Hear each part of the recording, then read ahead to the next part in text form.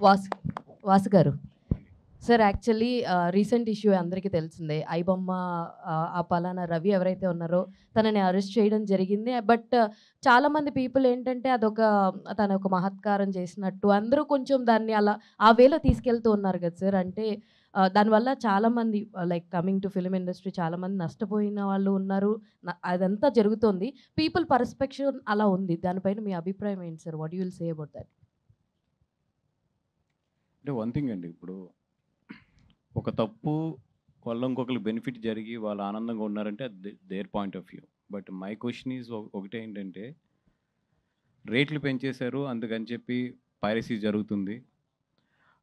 అందుకని ఆ పైరసీ చూడటం తప్పు కాదు అనే ఒక చిన్న యాటిట్యూడ్ అయితే ఇన్‌స్టాగ్రామ్‌లో వెళ్తుంది. ఓకే. ఎన్ని సినిమాలకి రేట్లు ఎక్కువున్నాయి? ఎన్ని సినిమాలకి రేట్లు తక్కువున్నాయి? అంటే ఒక 100 సినిమాలు రిలీజ్ అయితే రేట్లు బాగా ఎక్కువుండే సినిమాలు మహా అయితే 10, 15 ఉంటాయి. ఒక 20, 25 ఉంటాయి. బట్ ఆ 25 సినిమాలే పైరసీ అవుతున్నాయా?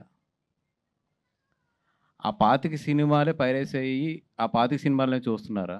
లేదు కదా! మొత్తం అన్ని సినిమాలు చిన్న సినిమా అవ్వచ్చు, పెద్ద సినిమా అవ్వచ్చు, ఆహ్, రూ. 100 టికెట్ ఉన్న సినిమా అవ్వచ్చు, రూ. 150 టికెట్ సినిమా అవ్వచ్చు. అన్ని సినిమాలని కూడా చూసేస్తున్నారు కదా!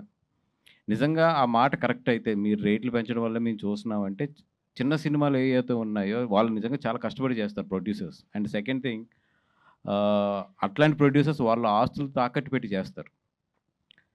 చాలామంది ఇప్పుడు మీరు చూసుకుంటే ఓ టాప్ 4, 5 సంవత్సరాలు తప్పితే చాలామంది 5 సంవత్సరాలకు, 6 సంవత్సరాలకు ఆళ్ళ ఆస్తులు అమ్ముకుని వచ్చినోళ్ళందరూ కూడా చాలా ఇక్కడ మొత్తం డబ్బులు పోగొట్టుకొని పోతూ ఉంటారు. మరి అలాంటోళ్ళ బాధ సంగతి ఏంటి?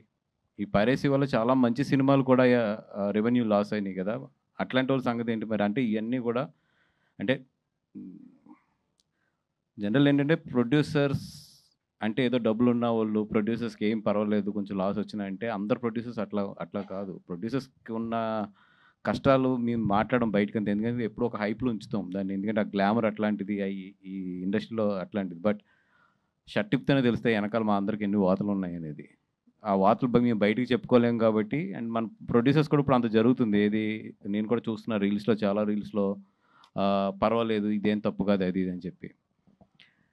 ఎవరైనా వచ్చి గట్టిగా మాట్లాడతారేమో అని చూస్తున్నాను. వీళ్ళు కూడా ఓకే అన్నిటిలాగా దీన్ని కూడా వదులుతూ వెళ్ళిపోతున్నాం గానీ అది జనాల్లో చాలా రాంగ్ సైకాలజీ తీసుకెళ్తదది. అది చాలా డ్యామేజ్ అయిన తర్వాత అప్పుడు మాట్లాడుకుంటాం. అరే! ఇలా అయింది, అలా అయిందని చెప్పి. అదేదో ఇట్లాంటివి మొదల్లో ఉన్నప్పుడే మాట్లాడితేనే బెటరు.